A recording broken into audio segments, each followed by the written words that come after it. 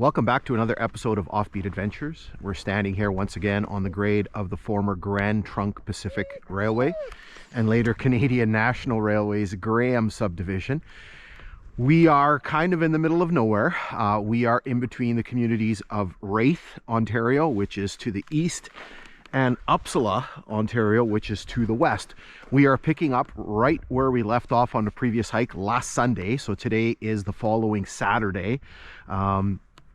We left off right here, right where this sort of creek crosses, and there's a little bit of mechanical ditching that they did. And so what we're going to be doing is we are going to be working our way. So according to the GPS, it's 14 kilometers. My Apple Watch says a little bit more because I've gotten off and walked a little bit. So Luna is in the trailer and we are going to head off. Quite a few things to see on this section here. We're going to be passing two stations. We're going to be passing Kelly, which is coming up soon, and Larson. Lots of telegraph poles. You can see one over here. There's going to be a section right up here. There's going to be a whole bunch. So what we should do, there's another one up there, we should get right into our history lesson. So this line was constructed by the Grand Trunk Pacific Railway between 1905 and 1908. It was going to be part of an attempt by the Grand Trunk Company, which was one of the oldest railway companies in Canada, to construct a second transcontinental railway across the country. Again, the Grand Trunk Company was old, dated back to 1852. And so now there's quite a bit of backstory to this, and you can see the telegraph pole here. There's quite a bit of backstory to this. So the Grand Trunk Company wasn't really particularly keen on building a second transcontinental line by itself, because it was going to be very difficult and very expensive based on what the Canadian Pacific Railway had gone through. So basically they were looking for some government assistance. You can see another pole here, lots in this section here. And so there was a lot of back and forth between the company and the Canadian government, and so it took quite a while to get this railway line going. But finally in 1905, construction began on this portion, and on the mainline portion there was a section west of Winnipeg that they started on. So basically the arrangement that had been come up with was that the Grand Trunk was going to build the western portion of the line, everything from Winnipeg to Prince Rupert on the Pacific coast under the name Grand Trunk Pacific, and the Canadian government was going to build the eastern portion, everything from Winnipeg east to New Brunswick, under the name National Transcontinental. Now this line was a bit of an anomaly because it was a Grand Trunk Pacific line, but because it connected to the east of Winnipeg, connecting to the main line at a place called Superior Junction, which is today just to the east of the modern community of Sioux Lookout. So it was an anomaly being a Grand Trunk Pacific and connecting to the NTR. So as it's as it indicates, so this was actually a branch line. It wasn't part of the main line. This was going to be a branch that was going to give the system access to Lake Superior. So construction was started in 1905 and was completed in 1908. Now, not long after, the whole network was completed. However, there was a problem that surfaced, and that problem was the fact that the Grand Trunk, which was supposed to operate the eastern portion, the NTR, they backed out of the agreement. And so now there's a problem because there's nobody to operate the eastern portion of the line. And so what ended up happening was the Canadian government ended up forming its own company. Sorry, I have to stop here. It's a really goofy day. There's a light little mist coming down every once in a while. I can feel it on my face right now. I really hope it doesn't ruin the video because it's been okay. I can see it looks like mist up there, so I hope it's not rolling in again. So the Canadian government formed its own company to operate the NTR, and that became known as the Canadian Government Railways. And so the Canadian government operated the NTR and some other lines. So in 1915, the name of this line changed because since this line was connected to the NTR, it was leased by the Canadian Government Railways from the Grand Trunk Pacific.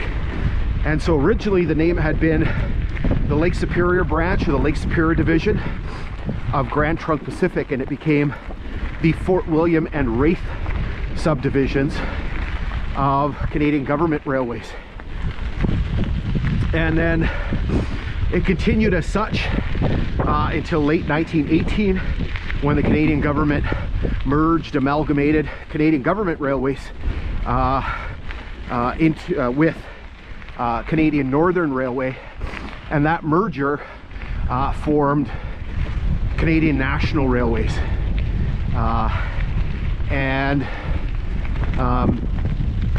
So in January of 1919, you can see some more poles here. I guarantee you there's some mist going on the lens of the camera, because I can feel it on my face and on my glasses, and it's going to make me insane here. So the name of the line changed in January of 1919. It became the Fort William and Raith Subdivisions of Canadian National Railways. And the name remained as such until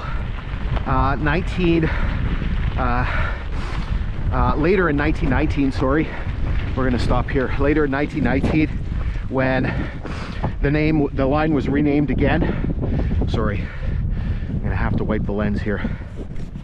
So on October of 1919, the line was renamed to the Lake Superior division, or the Lake Superior subdivision of Canadian National Railways. And then in 1922, the name changed again. It was renamed the Graham Subdivision, which most people know it as. And then around that time, CN began looking at rationalizing its lines, or consolidating its lines that were heading west out of the modern city of Thunder Bay. And so what they decided to do was they were going to abandon the eastern 28-29 miles of this line leaving Thunder Bay, and basically have it use the existing Kashabawi subdivision, which was part of the original Canadian Northern line. They were going to share trackage, so they were going to double the line west out of Thunder Bay to a place called Conley Junction. They were going to split, and the Kashabawi subdivision would continue on to Atikokan, and this line would continue on its original route up to what eventually would become Sioux Lookout. So in 1924, in preparation for that change, this line was split into two. It was split into the Crest and the Graham subdivision, and then a year later it was split into three. It was split into the Crest, the Raith, and the Quorn subdivisions, and then after that, in the spring of 1925, sorry, this mist is throwing me off here because it hasn't done this for a little while, and all of a sudden, just as we start recording the video, it kicks up again.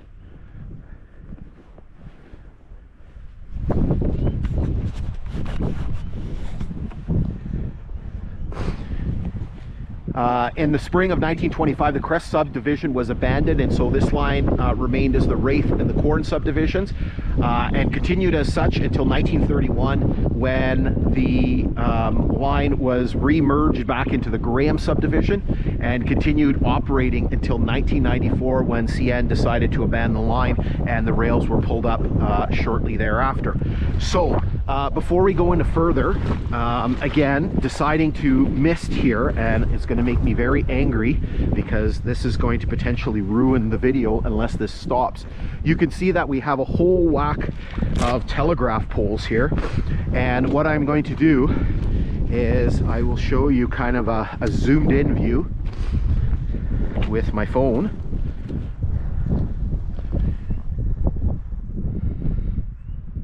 And so you can see one, and then a whole bunch of other ones here. This is probably the best section of telegraph poles that we have At least on this part of the line here, there was a whole bunch.